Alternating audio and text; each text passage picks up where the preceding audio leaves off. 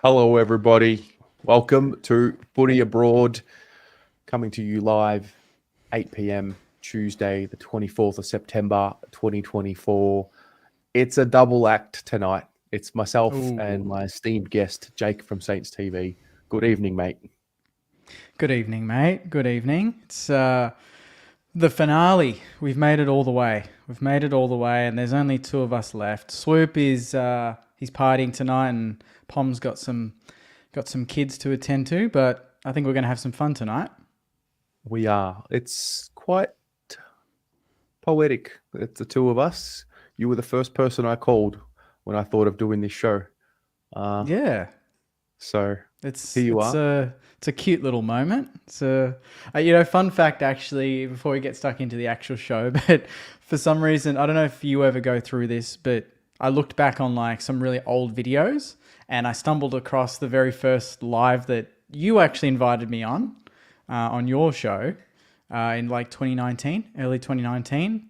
And watching us, it was a preview for like I think the round 21 game or something like that. But you got me on.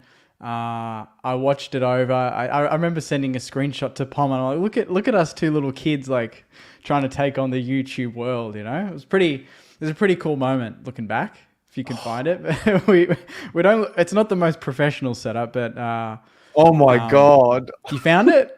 If you can get a screenshot and show everyone, it'd be amazing. It's Oh, the this is quality that true. I think I'm in the kitchen. I think I'm in the kitchen doing the show there with you. It's good times. That's when the ball started rolling. This is tragic. Oh, have you got it? Look at the quality of my end. It's horrible. Is very good for an assistant coach, going to having a lot of success at Hawthorn under one of the best coaches ever in the AFL in Clark. I forgot we did this. So you gotta remember your roots, right? You gotta remember where you came from, and it humbles you. And you look at that stuff, you're like, look at us. We're almost got the same coloured shirt. The hair's almost the same, but the other way. Jeez, Wow. that's Wow. Yeah, Who ended up winning this? Round 22. I think, was this the one at the MCG where you said that was one of your favorite days? Was it that? Right. It must have been. I think it might have been that, because I think we won earlier in the year, but we didn't do a preview. And then you guys got us at the G. I remember in a good game. Well, we did trivia. We did matchups. Yeah, I know. Oh my God. Wow. Look at Well, that. Yeah, good old Yeah. days. I don't know. It's actually kind of crazy that I've forgotten about shows that I've done. I mean, I'm sure you'd be the same. You've done so many. How can you remember them all? Yeah. There's a few even recently at the start of the year that I did, and they had introduced me, and I'm like, oh, great to be on. First time, really excited. And they're like, actually, we had you on last year, Jake. I'm like, oh, okay, sorry about that. I should probably remember that, but yeah, you do that much, you add all the hours, you do thousands of videos all up, and something gets lost every now and then. Wow. Well, there you go. Yeah, Well, good times. yeah. So Luke can't be here. He did send us a video. Maybe we'll just play that and Yep. get the show started. What is going on, Footy Abroad family? Just want to say a big shout out to every one of you for watching and joining us throughout the year. It's been an absolutely amazing, incredible year. Bit difficult with the Pies not making finals, but it's been absolutely incredible, and I've enjoyed every week of it. Unfortunately, I can't be there today because I've got a going away dinner planned with some friends because I'm going to Europe for a next little adventure for the next 6 or so weeks. So that's going to be fun. But to Terry, Jake, Pom, and every sort of other guest that we've had on, again, just a big shout out to you guys for making this happen. It's been a highlight of my week. For the grand final, though, I have got... It's hard. I want Sydney to win because of Brodie Grundy, Taylor Adams, even though Adams probably won't play. But I don't mind Brisbane because Chris Fagan is really nice, and I've come right around. And I think he's an incredible person, and I hope he does get that grand final. Oh, God. Oh, God. I'm going to go with my gut. I'm going to say Sydney by 24 points, and Gordon is going to win the Norm Smith. But again, thank you so much. I love every one of you. Even if you are a Carlton supporter, I love you even more.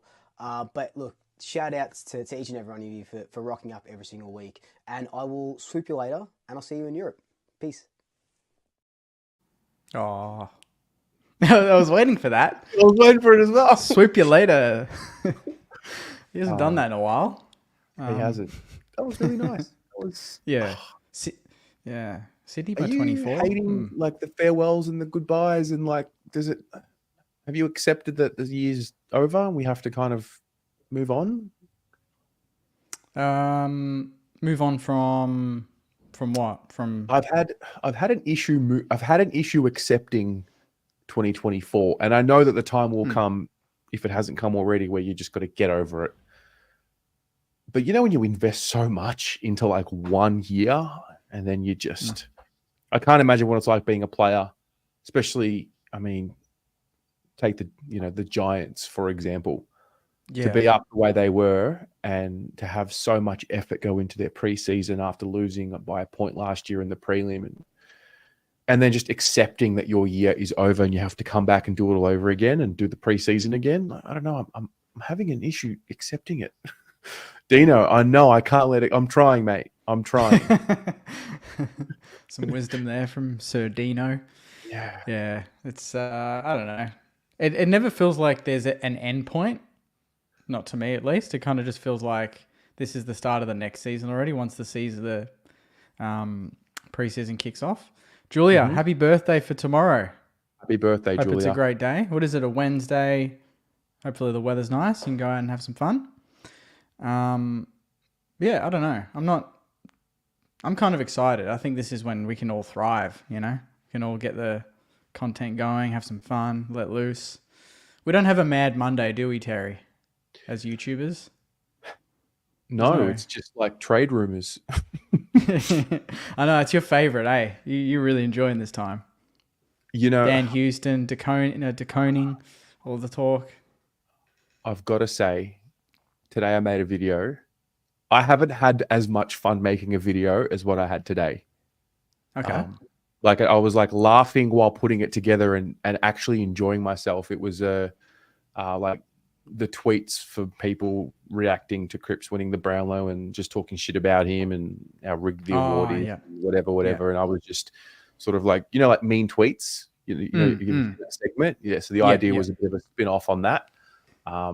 I wanted to put the music behind it, like Everybody Hurts, but I'm like, copyright, whatever. So I did it in my own little way with some, meme reactions. And I just had so much fun with it. So I guess off season is good for creativity. We were just talking about that off camera. Yeah, it's definitely a little bit more of an outlet there to be a bit more silly or take a bit more time editing the videos and turning them into memes. I'm glad my tweets didn't get a mention. That's quality there. I didn't tweet about Cripps. I tweeted about the Brownlow as a whole, as a collective, and how it's. I mean, I guess we can talk about that as the first topic, the Brownlow. So first of all, congratulations to Paddy Cripps. He had a fantastic season, and he's definitely a deserving winner. Absolutely a deserving winner. But I think all of our worries about the Brownlow losing a bit of its spark, a bit of its, I don't know what other word, lack of a better word to describe it, but it's lost that something that it had 10 years ago. And now my worries are confirmed. In terms of the voting and also just the way it ran. You obviously watched the whole thing. Like, I thought the hosting was average. I thought it went way too long. It's aura, exactly right, Sean.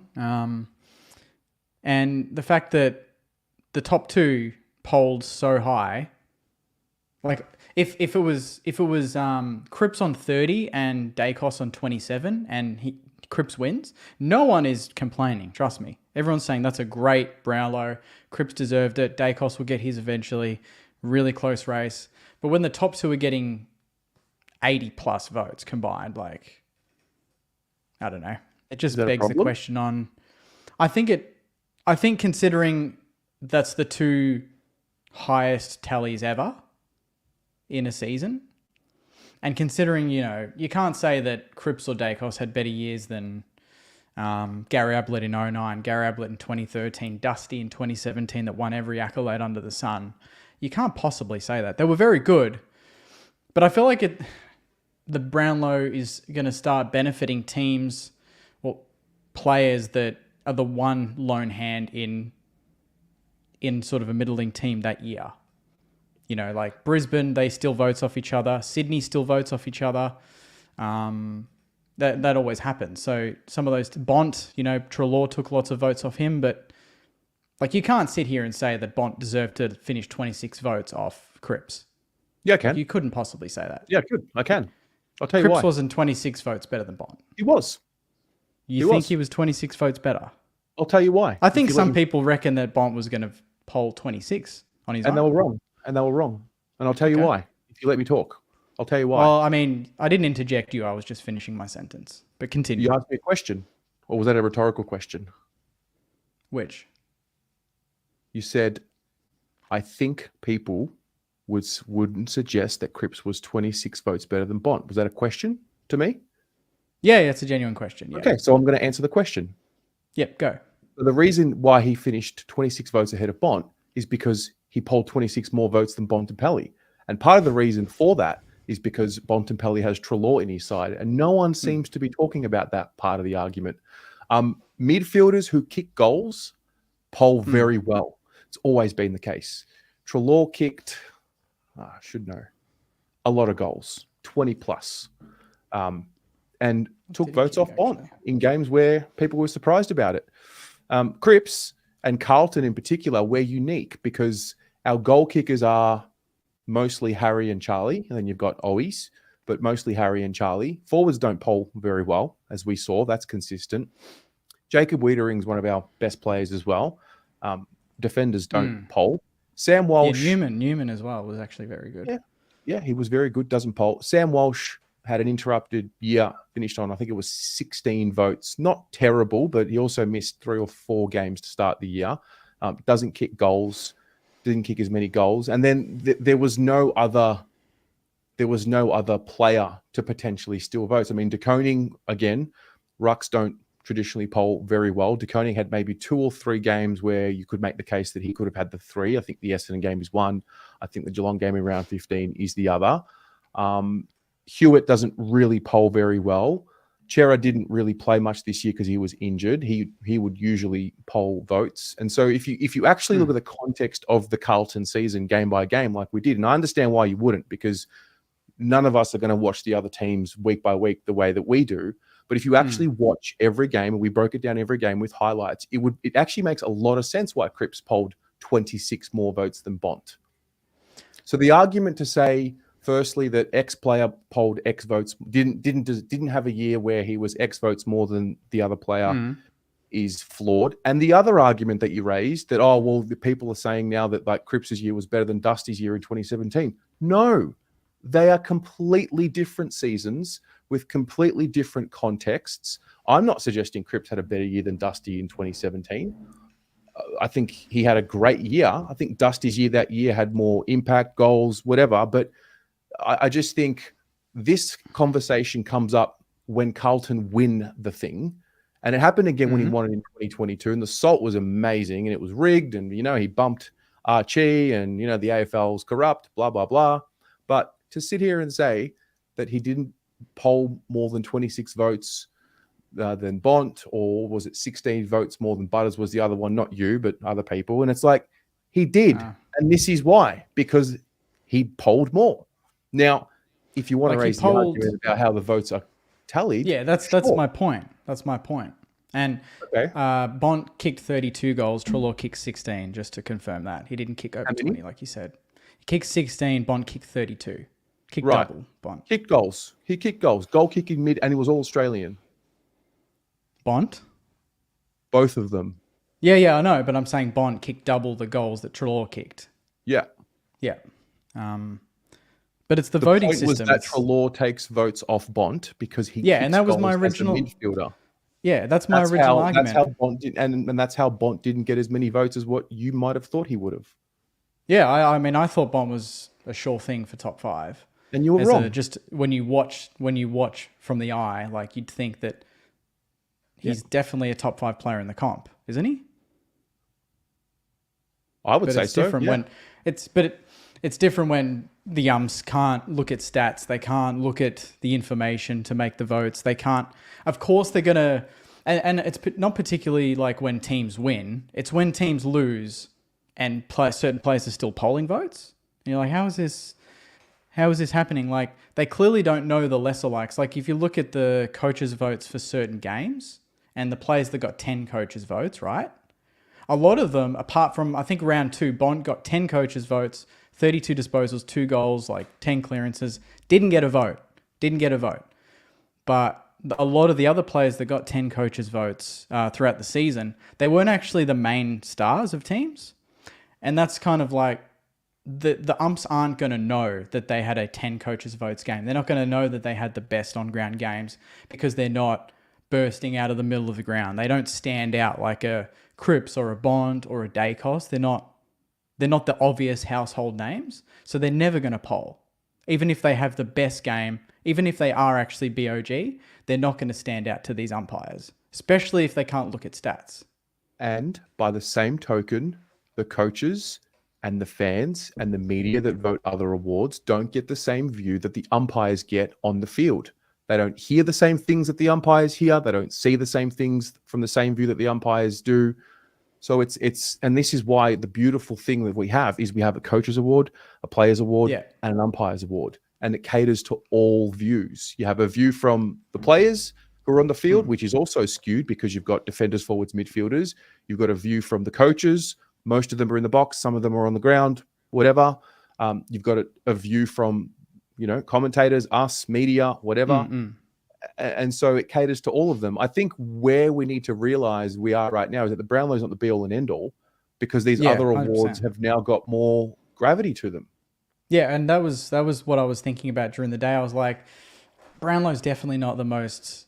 It's not the one that I don't think a player strives to get. I think to be honest, I think Cripper would love that he got it and he's a dual Brownlow medalist, but I don't think it would have been the end of the world if he didn't get it. Even he knows that he would rather be missing out on a Brownlow but playing on grand final day, Like, of course, and that's fine. But what I really am not going to cop is he wasn't 26 votes better than Bont, or he wasn't X votes better than so-and-so. You're wrong. Well, because if you swap them, then Bont wins the Brownlow. If you put Bont in Carlton and you put Cripper, but we're talking about what happened. But I'm just saying, about what happened, as players, I'm saying as players, side by side, he is not that much better. He wasn't. They were both the same. They were both as good as each other. In a Brownlow count, you're wrong. In a Brownlow count, you're wrong. But I think that's what a lot of people have. But that's what a lot of people have issues with. That's what a lot of people have issues with. Well, a lot of people need to have a brain. That's why the Brownlow. That's why the Brownlow is. That's why you and I tweeted. I was like, the Brownlow's lost its spark when every second vote a player's laughing because they can't believe they got a vote, or they're so shocked that they took a vote off a player that they know played better. It's so hard to watch. You can't pick and choose when you want to deal in reality. You can't pick and choose when you want to deal in what happened and what could have happened. Either way, Cripper deserved it. I'm just saying I don't like the way that it's voted upon. I don't think it's the right way. And I think every year it gets less and less, it loses what it had 10 years ago. I think... Okay, what's the alternative? People want a tighter race. I don't know. I don't know what to... Give them the stats, first of all. Why would you want a tighter race? What do you mean? What do you mean people want a tighter race? Give them the stats. Give them the stats. Why? Give the umpires the stats. Why? Because why shouldn't they? They should have access to everything under the sun. Because, I'll tell you why. Because the stats can influence and bias an umpire. What happens on a footy field is not just the numbers. And if anything, the way the Brownlow is voted on protects that. In an era where there's a lot of analytics, a lot of numbers, a lot of data, and everyone bases their opinion on that. Like, for example, I thought Rowan Marshall, and I think, if anything, the Brownlow maybe even improves the argument. Rowan Marshall should have been at least in the squad. Oh, yeah, absolutely. And I think the Brownlow even adds more layers to that argument because he was recognised by umpires as well.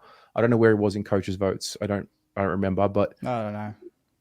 whatever. So I just think this argument comes up because people don't like the result.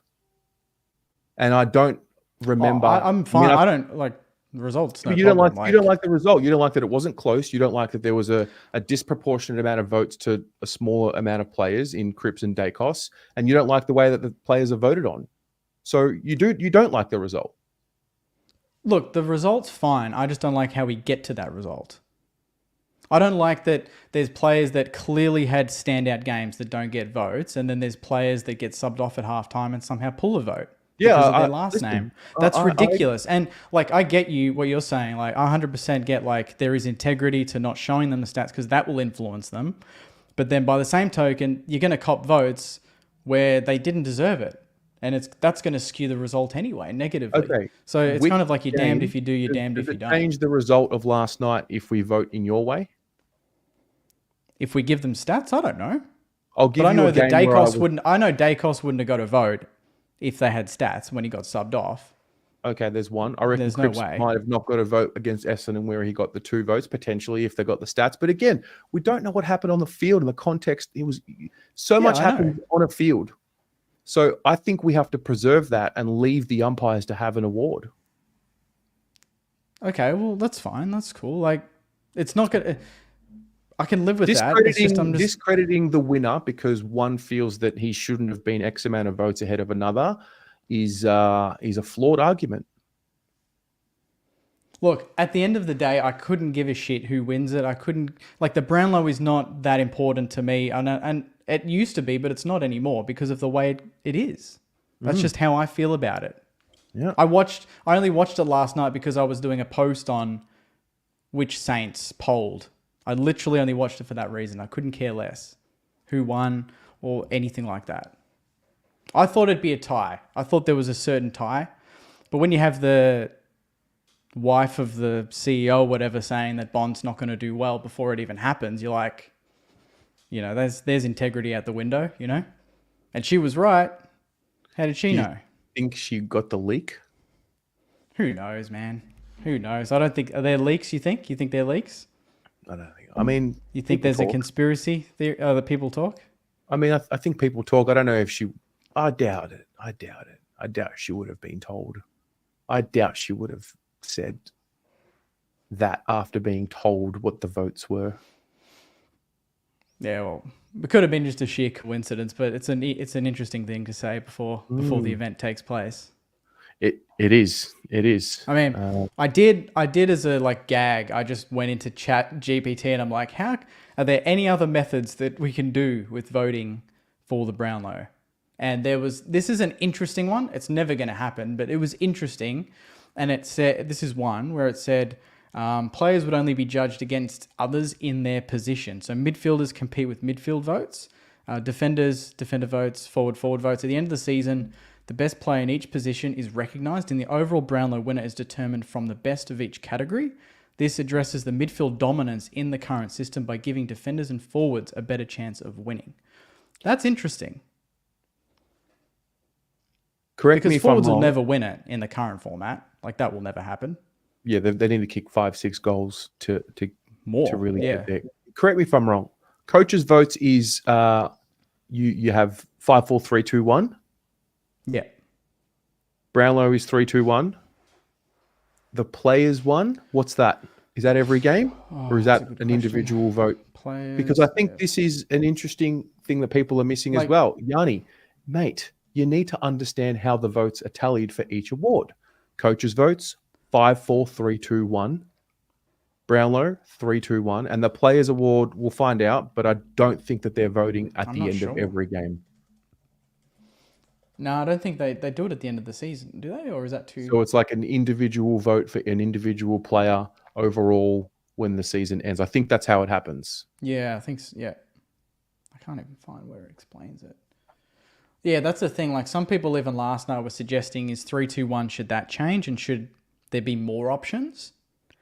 Because there's so much of a skew with, players getting votes in losing sides. Like, maybe they played a good game, but did they play a 2-vote game? Maybe if it was 5-4-3-2-1, you can give the losing decent players 1 and 2 votes, and then you still have 3 options for the winning players that probably deserve it.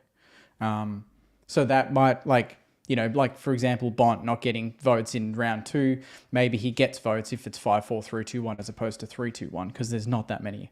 Like it doesn't leave you much wiggle room to pick the 3 best players.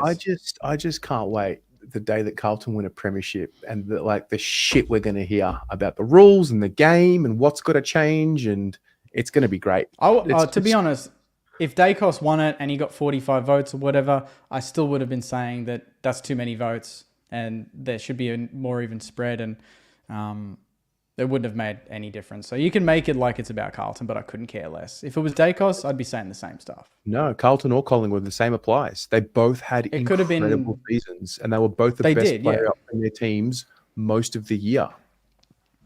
Yeah, absolutely. Yeah. And they both stood out most of the time all year. Yes.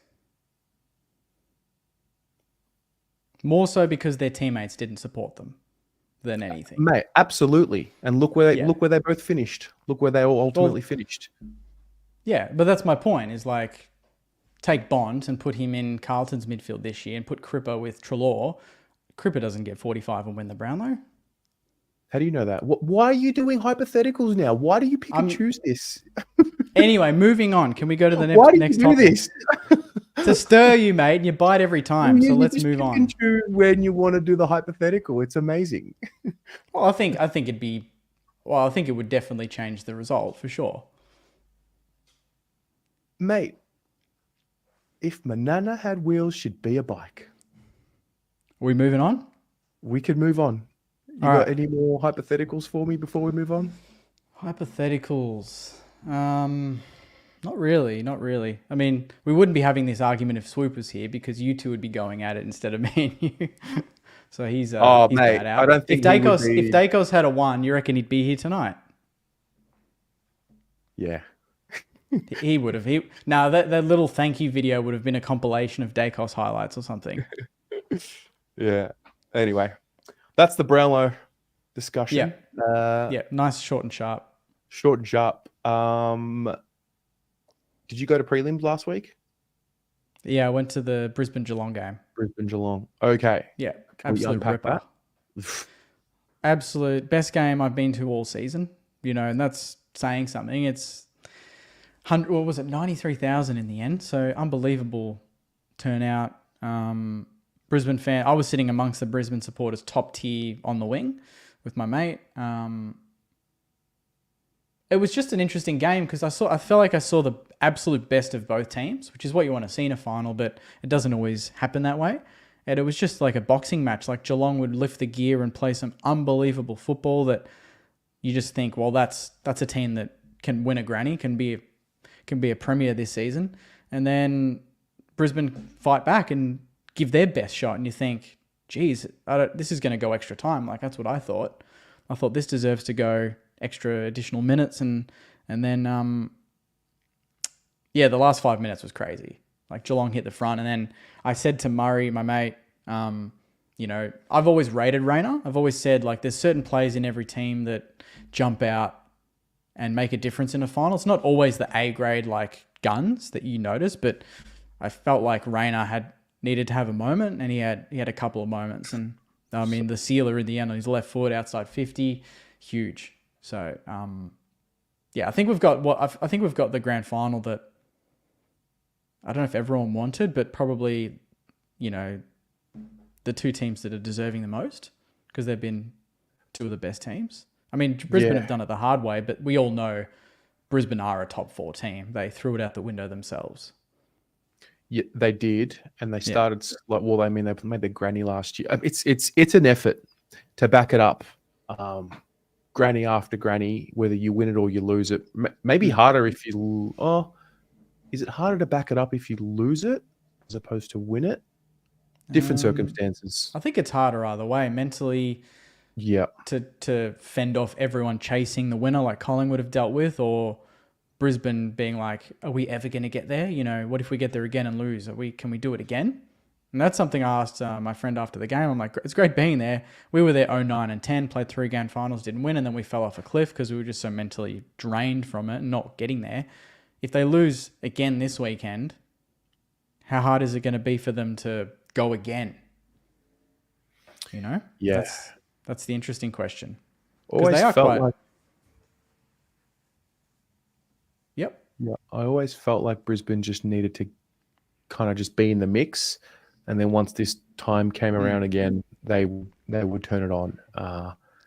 I mean, having said that, to come back from 44 down against the Giants or whatever it Yeah. was the week before, and then to do, I mean, they were not down and out against the Cats, but they were down. Yeah, the Cats were I don't know. good. I don't know what happens this week, but Sydney's clearly been the best team of the year this year, and the the Lions have just been up there for a long time now. So I do think in the end the right grand final was there. Yeah, it would have been interesting Sydney Geelong if that had to happen just as a replay of 22 and Yeah. if that plays on Sydney in any way or motivates them. But they're the two losers of the last 2 years. So I think it's quite exciting to know that one of them's going to get that sort of fairy tale redemption off the back of losing in 22 and 23, respectively. Not, it doesn't always happen that teams can finally, rewrite history and, fix that loss that they had, but they've both got it. So it's going to add another layer to the game. So I'm pumped for it. Who wins? I think Brisbane. I think they've their best is, to me, absolutely the best in the competition. When they play football their way, it takes them 10 minutes and the game's finished. I think Sydney are very good, and I think that they're deserving of being the premiership favourite. I think they are the favourites, aren't they, Sydney? Sydney, Probably. yeah, not by much, but they are favourites. I don't think it makes a big difference if, some people think, Brisbane played at the G for the prelim, so they're going to be more used to it, this sort of thing. I don't know if that you read too much into that. Their last matchup was only 2 points the difference Brisbane's way at the Gabba, so that doesn't really help in sort of predicting this game. But I think Brisbane are ready. I think last year hurts. I think it burns a lot, but I think it's fueling them. And they've played a game every week. Sydney had the week off and then had the prelim. I think Brisbane are rolling. And the only thing that's going to hurt them is having the big O out. That's going to hurt. And he's a player that deserves a premiership medal. So sad news there.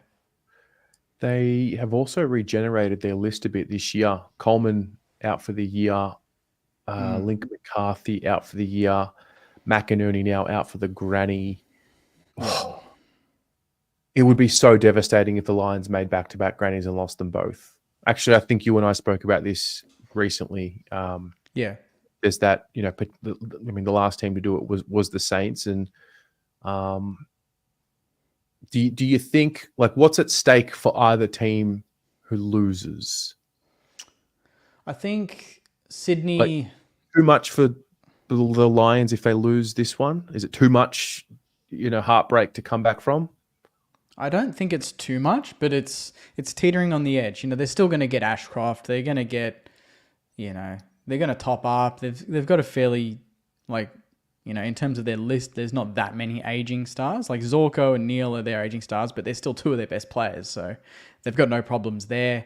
And the players that you mentioned that have been injured all season, like McCarthy, will be back next season. I think their core is still very McCluggage, Rayner, Bailey. They've still got a very good young core that's come mid-20s, hitting their peak. So there's no problem there. It's just more, other teams emerging. And even this year, they didn't finish top 4. So already that's a little bit of a backward step. They still made the granny. That's amazing. But True. I kind of worry that Fagan is a different version of Hinkley, where Hinkley can't make a granny at all. But Fagan can, but he can't win one. So is he a Ross Lyon-esque type coach that's a very good coach, gets the team to the big dance, doesn't quite get it done. But he's done it once, and to be honest, last year was under a kick, so you can't really blame him too much. How much more does it give for a coach to get over the line and win a granny as opposed to one like a Ross Lyon? Is Ross Lyon really that far behind some of the coaches that have been able to win one grand final as a coach? I don't think there's much of a difference. I think it's not. Especially when the games are so close. Yeah, exactly right. It's kind of out of the coach's box. It's what you've taught them all year, and you got to hope that they just have done their homework and they know in certain situations this is what we should do. The leadership, your structure, that all comes into play more than anything. There's actually a good video, was it today, on Fly, in the sort of later moments of the last year's granny and what his sort of instructions, but he's on the bench. He can't do anything on the field. They could still have lost that game. But over the course of the last 2 years, they've been so good at managing close games that this was just another close game that they managed, and they saw it out just as they did for the last 2 years. So they were accustomed to that situation, whereas some teams, it would be the first time they're ever in that situation in front of 100,000, and it's under a kick the difference, and you've got to hit the target or your team's going to lose. Collingwood have done that every week. They're trained in front of big crowds. Not everyone is, so this will be the biggest crowd Brisbane and Sydney have played in front of ever probably, because it's their first granny ever. Sydney, who? Sorry, Sydney and Brisbane. The two of them. Yeah. This would be the biggest crowd for that fixture. Oh, for that fixture, yeah. You would think 100,000. Yeah. I don't know where I saw it. I saw it somewhere. I feel like I saw it on Instagram, maybe Sench Footy. And that was the last time that they played in a granny was like 1899. Yeah. That's madness. Who won that day? Well, let's find out. What were Lions the stats? $2. Well, it would have been once. Yeah. Was it South? Scores in the 1899 VFL Grand Final. 3 goals, 9, 27. Yeah. Fitzroy beat South Melbourne, 3 goals, 8, 26. So we're going to have a blockbuster on our hands. Is that what you're telling me? I think it's going to be a ripper. I think so. Are you going? Nah, I'm not going. I'll to be honest, even last year I only watched like the last 5 minutes of the granny. I haven't watched the last couple. Like even 22 was a blowout, wasn't interesting. Last year I kind of didn't really feel it, even though it was a bloody good game, and I kind of regret not watching it live. I'll probably watch this one, but not going. I know you're going. I am going to my first grand final. See, that's the thing. My friend asked me at the game, my mate Murray's like, if I get tickets, because he's in the ballot, he's like, will you come? And I'm like, I don't think so. I don't think I'll go. I just can't see another team win a flag before I see my team win a flag. It's just kind of like a, I don't know, OCD weird thing. I'm not going to enjoy it. I've held the line that I won't go to a granny until Carlton are in there. And I've turned down opportunities to go to a grand final. And now it's like, grow up. To myself. Yeah. It's like, grow up. Like, just go to the fucking game if you can. Yeah. Look, if he had have dangled a ticket in front of me today, like maybe I would have thought twice about it, but it was he's gone. Wow. Yeah. Hey, it's time to stop living in fairy tale land. Yeah, I mean, I've been to grand finals. They're not fun when they lose. It's not a great day at the office. I wanted to ask you, but like I'm genuinely not wanting to wind you up. And the reason why I brought up Brisbane potentially losing 2, it's like in my mind, if I was to go, I mean, I can barely handle us losing an elimination final when we're down by 10 goals. So I've been losing a granny. Like, what's it like? Like, I've been to 05 prelim where we were favourites and we lost to Sydney. 08 prelim, 09 prelim and granny, and we lost the granny. And that day, like, it's so vivid. Like, I know exactly where we sat, the weather, the build-up, the music I listened to in the car on the way in. I couldn't sleep that night. I went to bed at like 2 a.m. listening to Eskimo Joe. Shout out to Eskimo Joe. big watcher of the show. Yeah, absolutely. They should be there. They should be doing. How have they not been called to do some, halftime entertainment at the games? But anyway, yeah, it's not a great feeling. Like last week, even it started raining, and it's Geelong, and it's the MCG, and it's a prelim, and I'm like, this just feels too similar. I remember like it was raining, ponchos, And then the feeling after was just like, you can't, you're dramatic. You're like, I'm never going to see a flag. It's just never going to happen. This was our best chance. We were the better team, especially when you're the better team. That's when it hurts most. We were the better team and we lost. That's the hard part. And you only lose 2 games for the year. That even adds to it. So the grand final was the only, I didn't feel like we were going to win 09 ever. Like even throughout, even when we were ahead, I just felt like we weren't going to win it. But 2010, we were losing all day. And then when Goddard took that mark and put us in front with like 4 minutes to go, I thought we won. So This is why I'm so filthy at Carlton this year, because everyone's like, oh, next year and, get the fitness coach in. And it's like, mate, we're not even close to a granny. And like these guys are aging. It's like nothing's guaranteed. And even if we make a granny, like you said, like you can be the best team all year. You lose 2 games for the year. You do everything you need to get the top 2 spot, qualifying final, get through, get the week off, get your players rested, make the granny, be up all game, be the better team all the day, and you still doesn't go your way. And I'm like, we're all talking about, but Russell's gone and we're going to get the new fitness boss in and, all habits. And it just irks me. What do you want the narrative to be? Like, what's the alternative? You just don't even want to hear about that, and you just want to hear about, we're here to win a flag. We're here to win a flag. I think that's all you want to hear.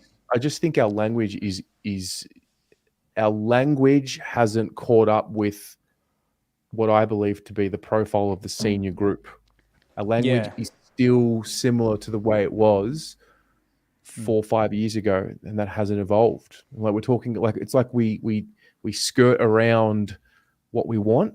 It's like, I know we want a premiership, but we talk about, we want to impact finals. No, we don't. We want to win the fucking thing, and it's okay. Yeah.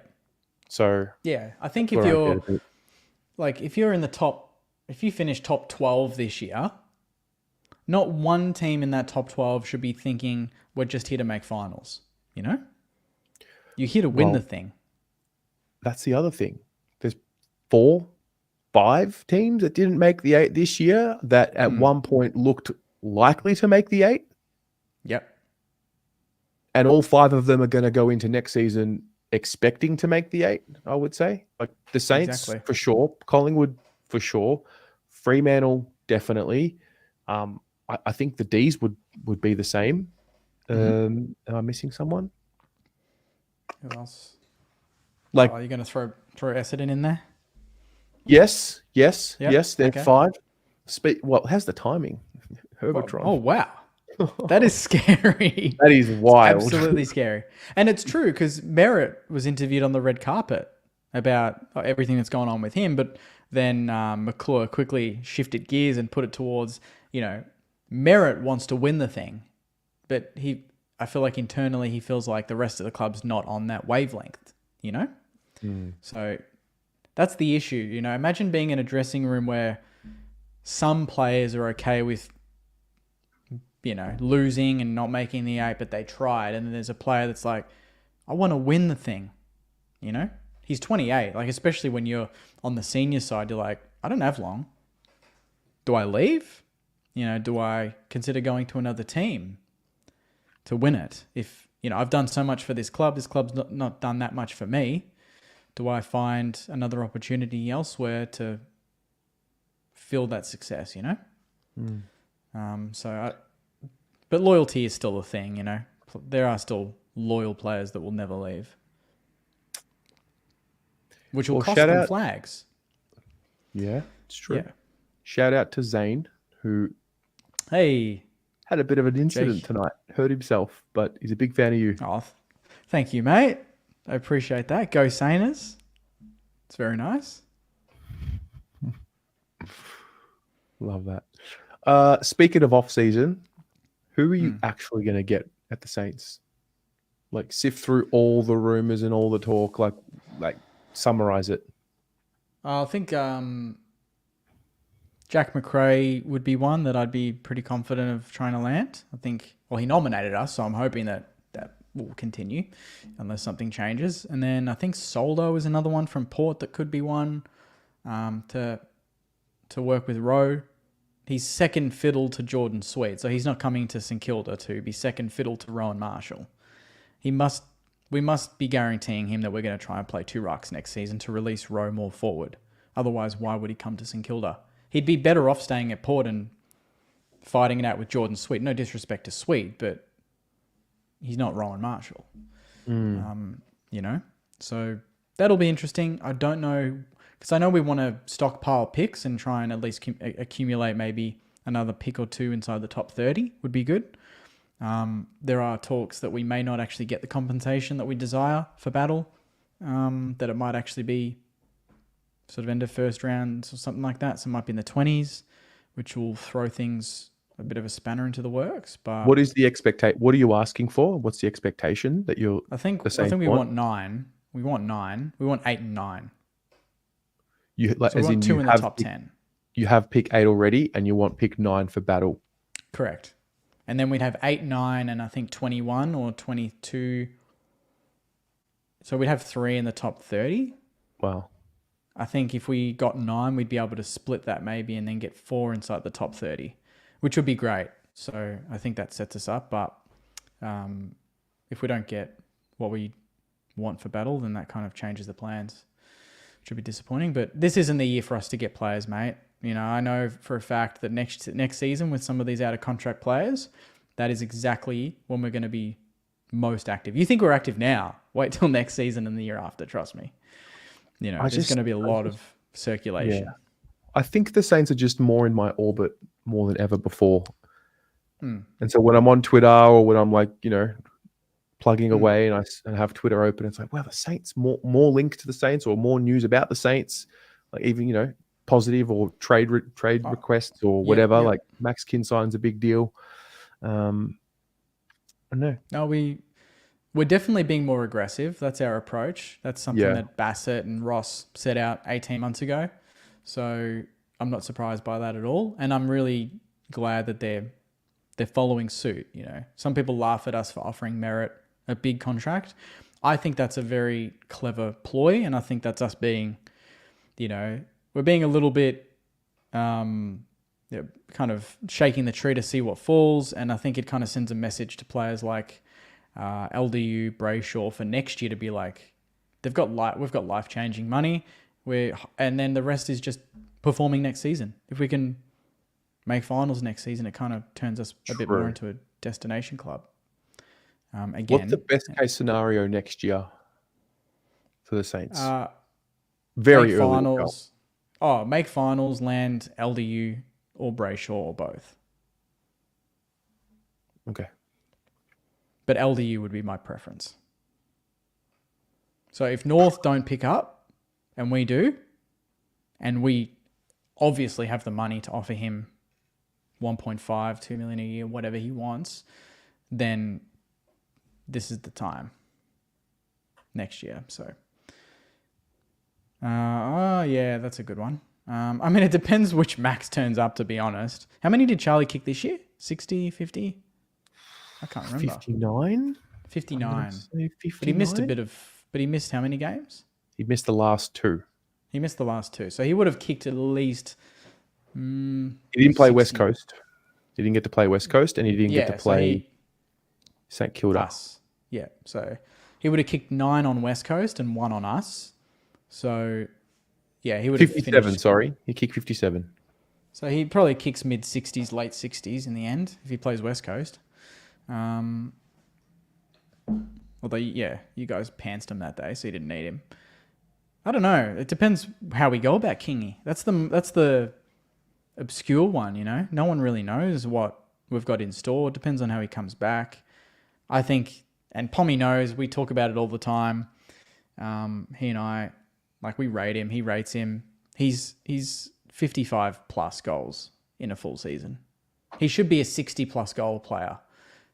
If he's he'll get there. At his best. He'll get there. If he's at his best. Coleman, I'd be, you know, I've always said on my channel, on other channels, if he doesn't win a Coleman in his career, I'd be very surprised. I was surprised at how much was coming when we did the preview for the Saints Carlton game. I was surprised at how much talk about trading Max King there actually was. And I think I got into a little bit of a back and forth with someone because I was arguing to a St Kilda fan that you cannot trade Max King under any circumstance, and he was going back at me. I'm like, well, you just can't. You have to hold on to him. It's going to work with him. He's going to sign a new contract and be at the club until 2032. So I think that's part of why we're going to announce that deal is just to shut up everyone about this silly situation that he's not going anywhere. He's a Saint for life. And we all know, like, it's like Saints fans want Payne because we all know if we trade him, he goes somewhere, he kicks 100 goals and he's the best player in the comp. Like, that's just guaranteed. So,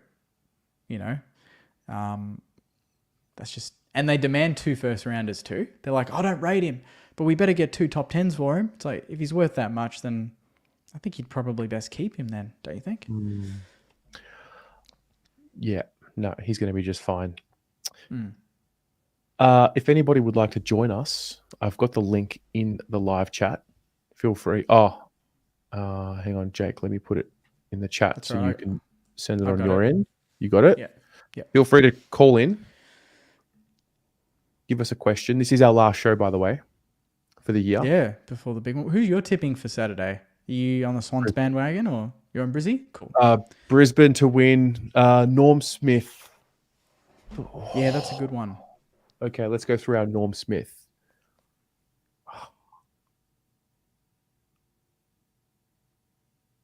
It's Charlie Cameron.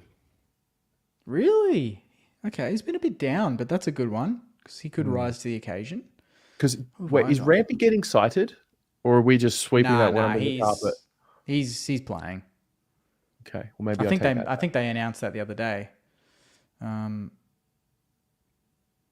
So you can say we lost to the Premiers. Yeah, I want Sydney to win, so I can say we beat the Premiers.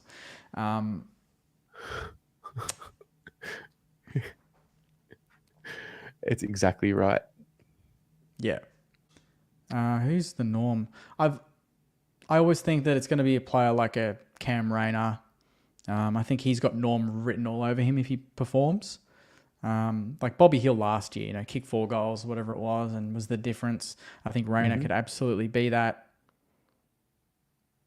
Although Joe Danaher, I just think he's had a absolutely, he's been a very good finals player for Brisbane. I'll go Joe. I'll back Joe. I don't usually go Joe for these sort of things, but I feel like forwards could have a big day. The weather's going to be good, 22 degrees and sunny. I'm hoping it's going to be a high-scoring game. Okay. But if Danaher kicks 4 or 5, he's got it. Okay. We have a guest, Healthy Mac. Healthy Mac. G'day, Terry. Jake, how are you? Good, thanks, mate. How are you? Not too bad, thank you. What's happening? Oh, not much. Just thought I'd jump on and have a chat, and yeah, looking forward to the grand final, which is going to be good. Absolutely. What's happening in your head this Saturday? Well, what I reckon will play out is it'll be neck and neck until the last quarter, and then Brisbane kick away to win by 25. Yeah, not bad. They're a good last quarter. Are they? Oh no, Brizzy start well.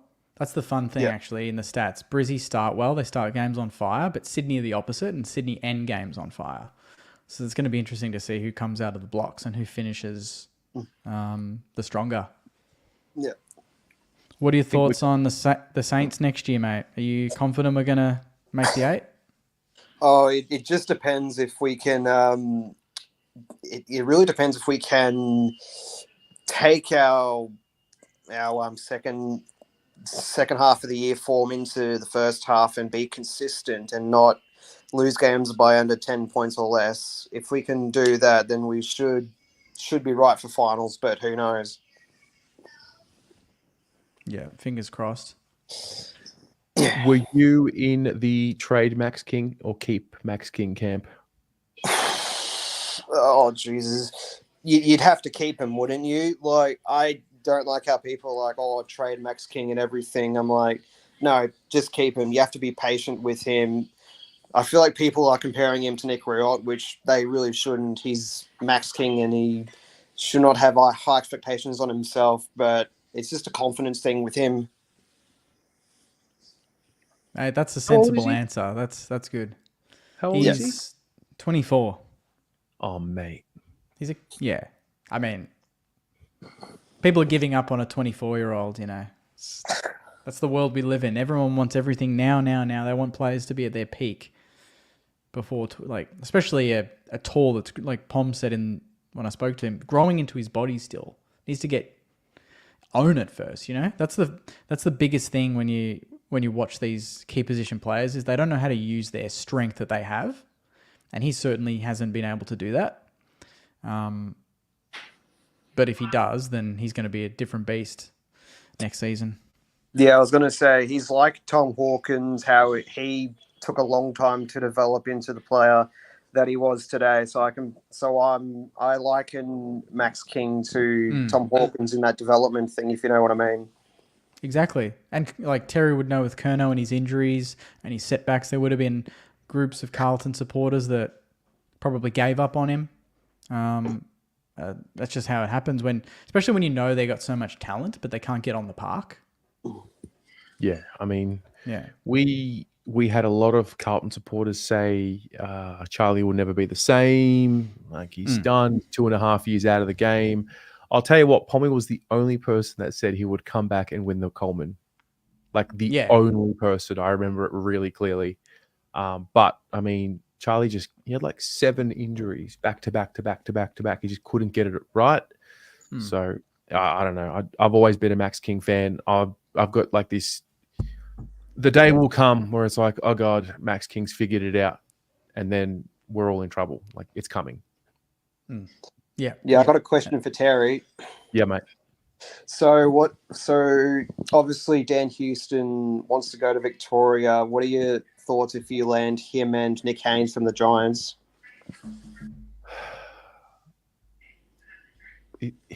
Dan Houston's attributes are a need for Carlton. I'm very mindful of what we would pay him, and I'm very mindful of what we would need to give up to get him. And I don't know if it's worth it. Part of me needs to realize that, you know, Doherty, Newman, Sard, these types, they're 30 plus now. They're in that 30 plus bracket. And like I was saying earlier, you've got to take your opportunities because years go by. And so, you know, maybe Houston is a younger version of Doc now, and he would be a good fit. Williams also doesn't play in the back line anymore. He's no longer a halfback flanker. So I can see the case for him. I would say my best guess right now is it's like 65%, 35%. So 65% that we don't get him, 35% that we do get him.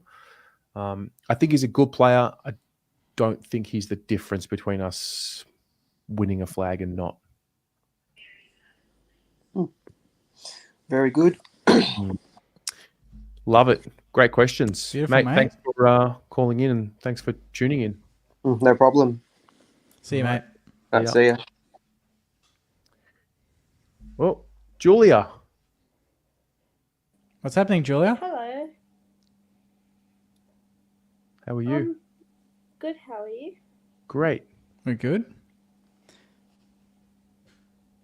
How are you guys going? Yeah. Yeah. Well, bit sad. It's the last show. You know, I always love chatting to Terry and stirring him up about Carlton, but it's going to have to be put on hold until next season, Julius. It's a bit of a shame. Oh, so it is still going on next year.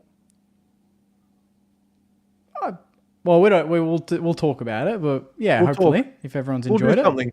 We'll have something. Yeah, we'll definitely do. do something. Yeah. Good, because I like this every Tuesday. It's like my highlight. Oh, that's nice. Oh, that's nice of you to say. It's my highlight too, chatting to Terry, so it's good fun. Just knows how to You can't push my button. interject. Just Yeah, I knows how to do. push my button. Absolutely. It's just great. Do you have a question, Julia? Yes. For next, for our team, do you think they'll be in top 8 if we get the Bulldogs player and the other Paul Ruckman? Do you think that will make us into top 8? I think it'll help. I think midfield with McRae would be would be handy considering Seb Ross is done and it very much looks like Brad Crouch will be retiring.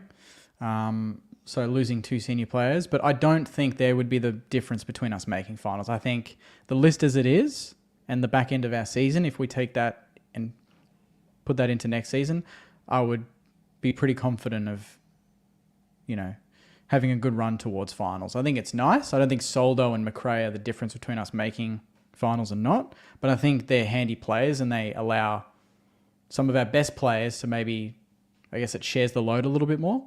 Soldo can help Rowe play forward. Rowe kicks more goals, is a bit more dangerous, supports King.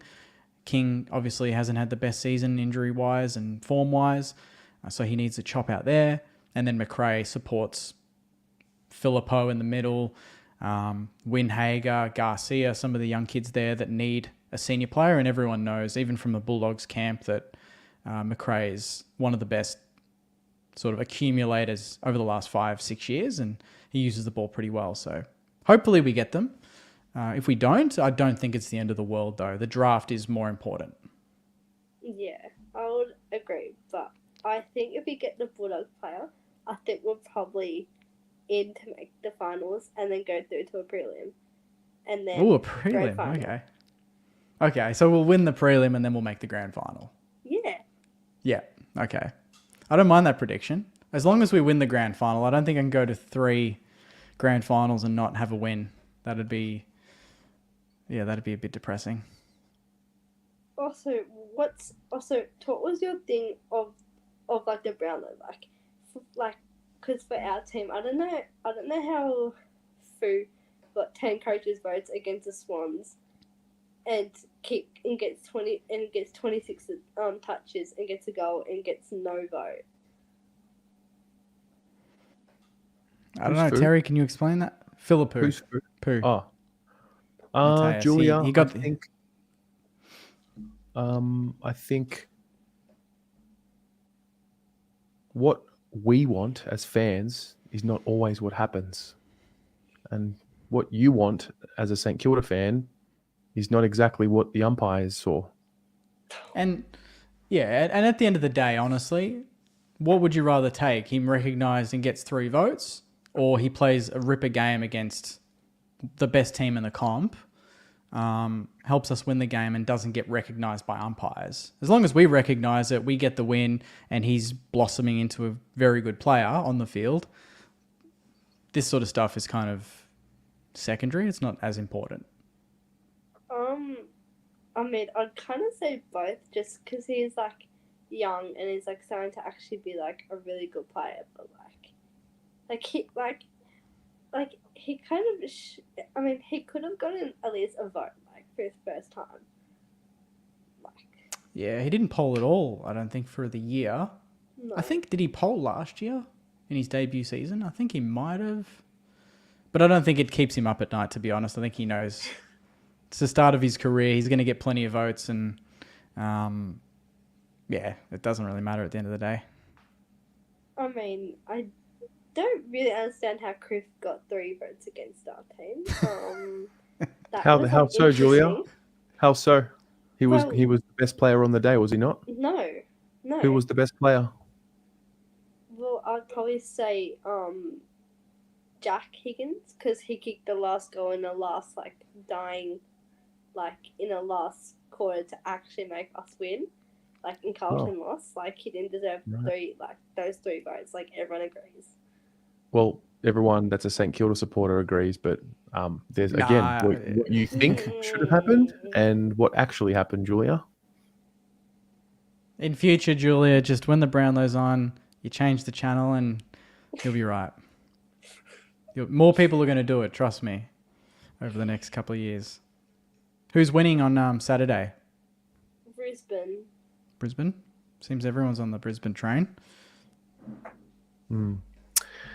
Julia, thanks for calling in and thanks for watching every week. And thanks for your emails and thanks for your comments and thank you for being here.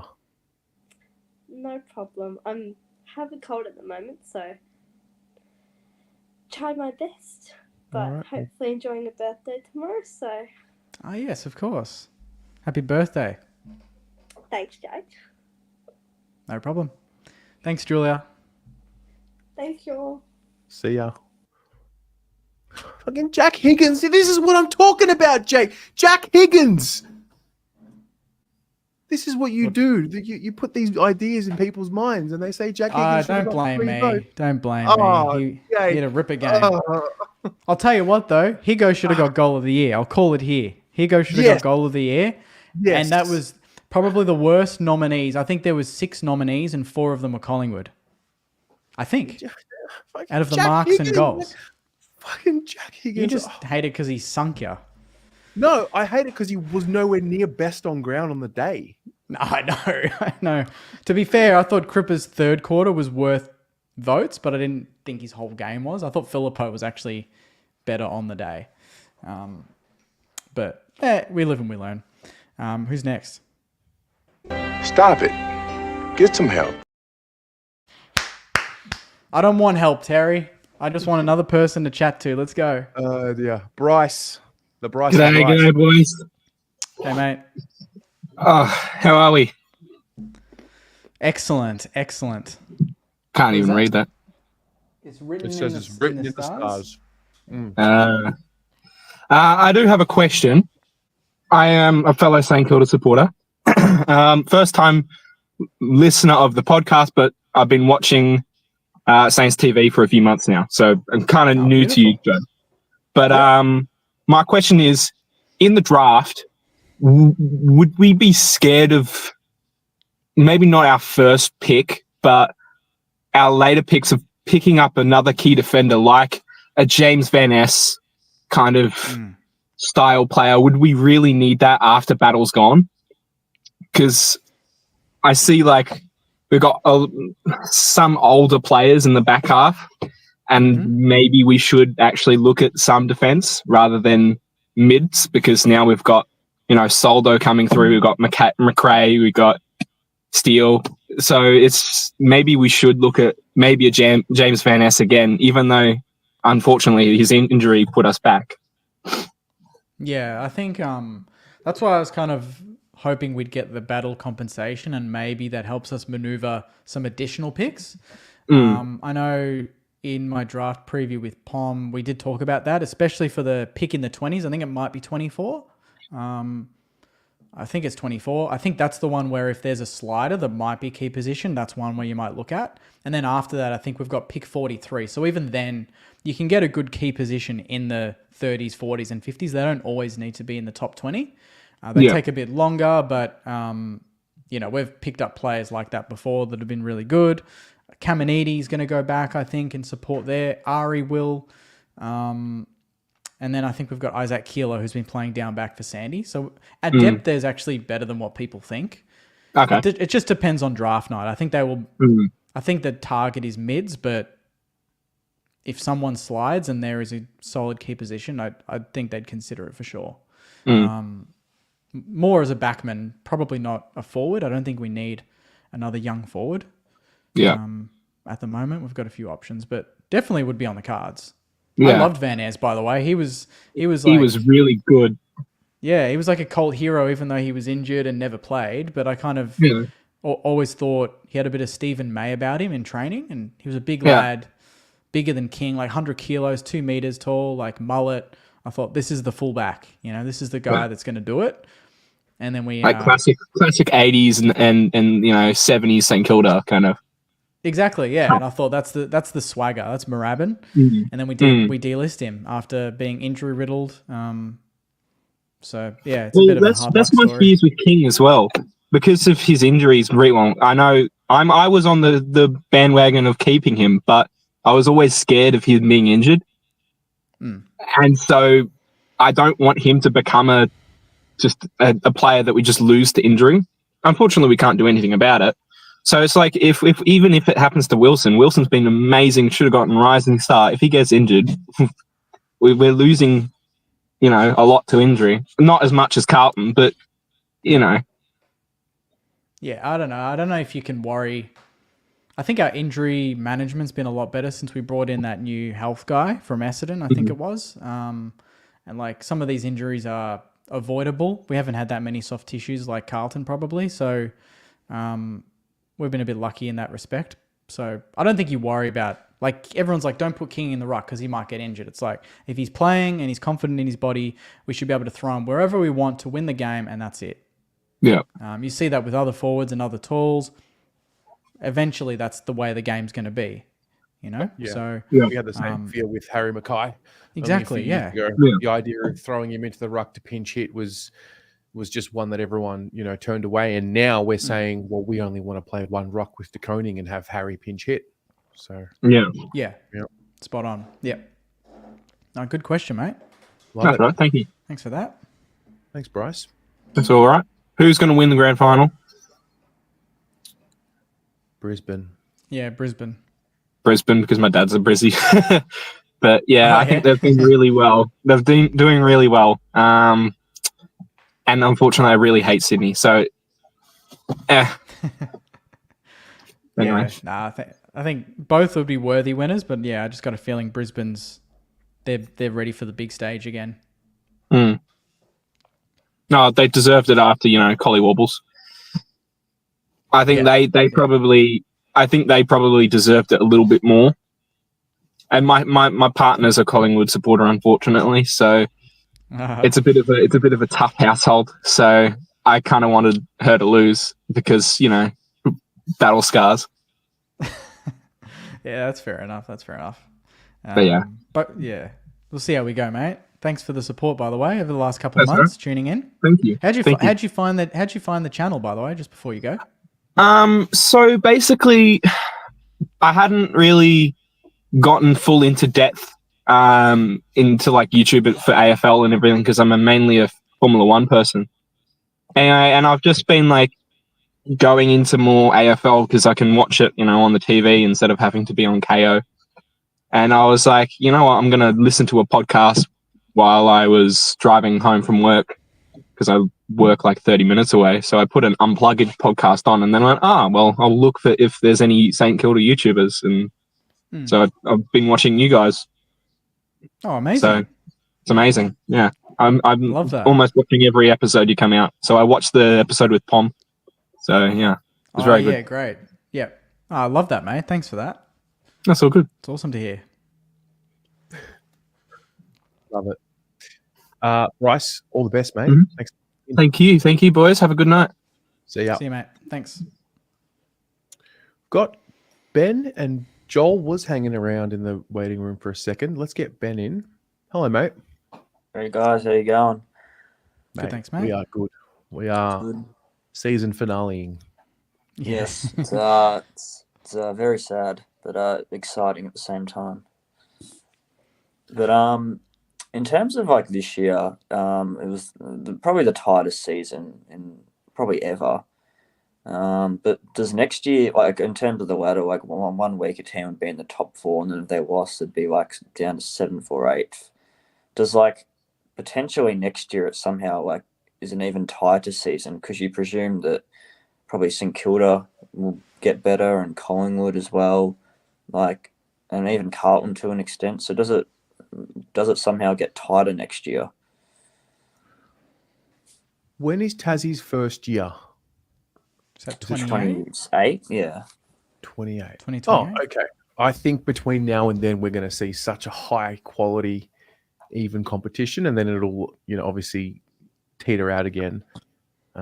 Who knows? Who knows what's going to happen next year? You would think so. You would assume that most teams improve, but at the same time, injury bug probably hits one team, 2 teams. Everyone seems to cop it. I don't think anyone predicted the form of the Crows at the start of the year. So there's always going to be disappointments and surprises. I think we're in a good spot as a comp, though. Yeah. We say this if you go back to every end of year video, you always have that like, damn, this is a great year. Next year's going to be even tighter. And then like what Terry said, you're not going to foresee the form of certain teams, unpredictable results. Like Sydney might just somehow miss the 8. No one predicted Collingwood to miss the 8 this year, but they did. No one predicted Hawthorn to have the season that they did. So I think that's the beauty of the competition is it's so unpredictable and, as many teams drop out of the 8 next season, there's going to be teams that surprise. and then that just amps up the competition again. So it's at a good level, I think, competition-wise. You know, North started to build at the back end. I think Richmond will probably be down for a little bit, but even they can pull out a result and be pretty competitive. So West Coast at home is always a little bit difficult. So it's a pretty balanced competition. I think Melbourne next year might be on the downfall as well. Like, I know that they'll still have Petrarca and a few star players, but I still feel like they'll fall down, potentially even bottom 4. Oh, it's a big call. Big call. I like it. Yeah, I said they wouldn't make the 8 this year, but bottom 4. It depends on. It feels like it's very highly linked to Petrarca, you know, and how that, like, how truthful is some of these things that are going on, the review, the internal review that they're going to conduct, the findings out of that, and how that impacts the playing group, and Goodwin as well as the coach. It's be an uneasy time to be a Melbourne supporter right now, I would have thought.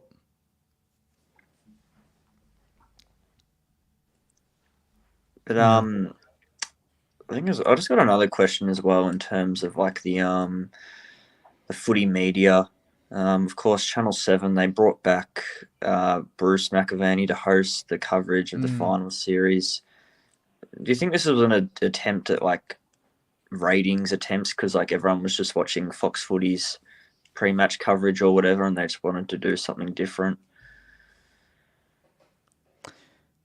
I don't know. What do you reckon, Terry? Or do you reckon they look at the ratings and go, "We're down a little bit. Let's give him a call"? Or was it just?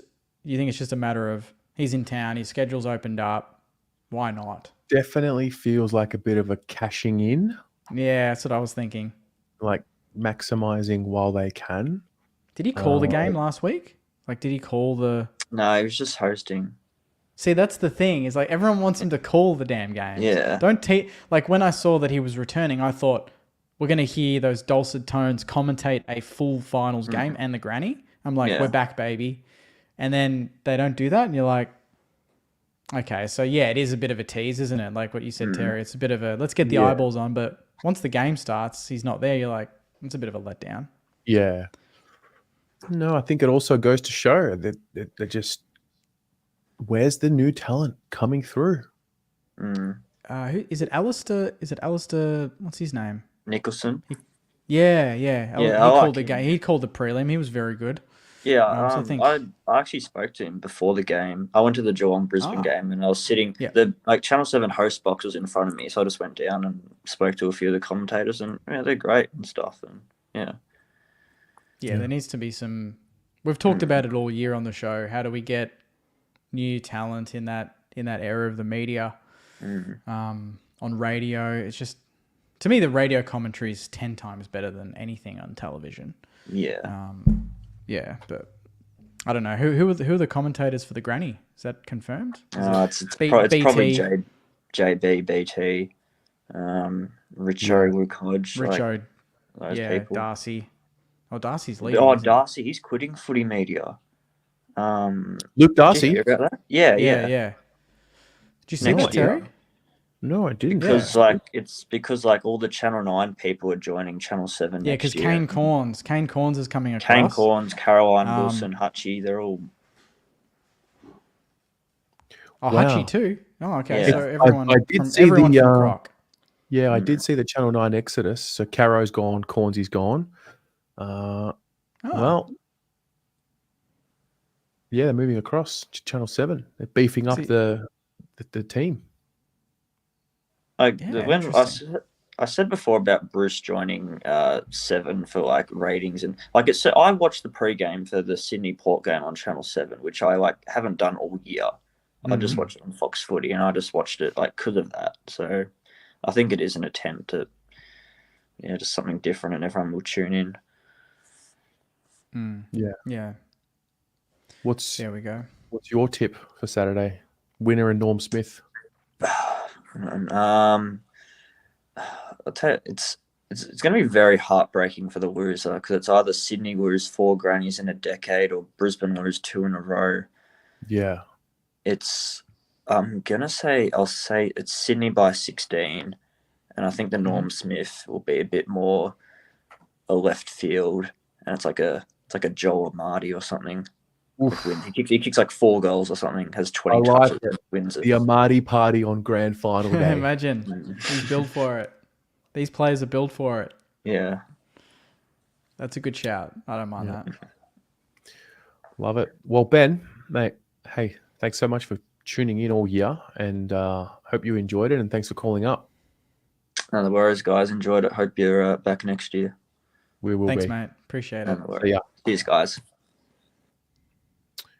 Last but not least, we have Joel. Hello, Joel. Oh, how are we?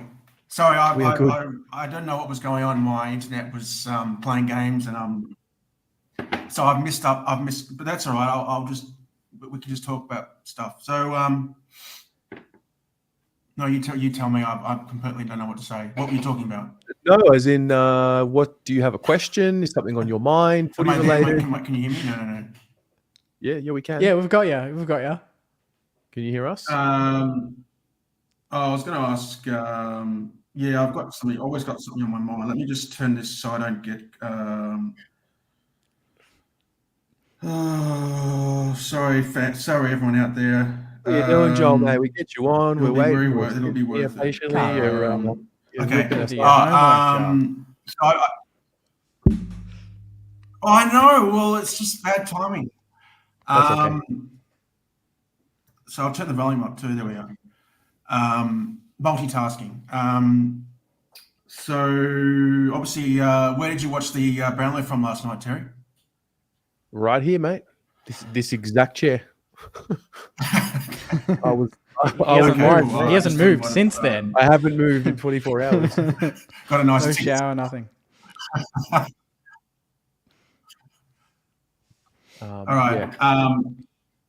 Look, I'm going to actually have to. I'm actually got someone calling me, so I'm going to have to. Sorry, I'm not that important normally, but I am right now. So Okay. I'm going to have to. Yep. I'll check back later and see if you're still on. All right. Thanks, Joel. Cheers, mate. I've got to take a Thanks, phone mate. call. All right. Cheers. Sorry. We have a chant for that. Go. He's getting a call. He's getting a call. Where's Joel? Poor Joel. Yeah. He's getting a call. Well, that was That was a way to cap it off. That was what it was. Joel. Dear. Yeah, let's wrap up. Jake, it's been I would say it's been a successful first season of Footy Abroad. Absolutely. It's been a lot of fun. It's been a mixed bag for like all of our clubs, which has added to that drama. We all didn't quite get what we wanted. We all didn't, actually. Not one of us can sit here and say we're happy with what our clubs did, which is not great. But hopefully they get to work in the off season and they come back next season and we can talk about some pretty important big games next season.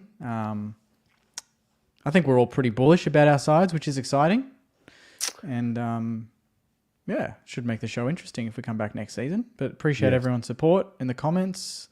It's been great. Yep. If anybody has suggestions for what worked, what didn't work, feel free to send us messages so we can chat about it amongst ourselves. But yeah, thanks for tuning in. This was a very quick idea that came together really quickly. And, 21 episodes later, it's been cool. I mean, I can only speak for myself, but to not talk Carlton is really good for me. To get out of the Carlton bubble and, it's good. It's good to get a different perspective. And I love heated debate. And I like having good heated debate about the game that we love. So it's been a pleasure. Yeah, no, good job hosting it as well, man. You've organised it and put it all together. So great work, and hopefully next year we can come back and get some big guests. That'd be nice. Get the Cane Corns man on here. That'd be interesting. Whoa, that'd be a big deal. Can you imagine? Just knock on some doors and piss some people off. That'll be great. So yeah, great first season, and hopefully more to come. Yep. All right, guys, that's us. Good night. See you guys. Thanks.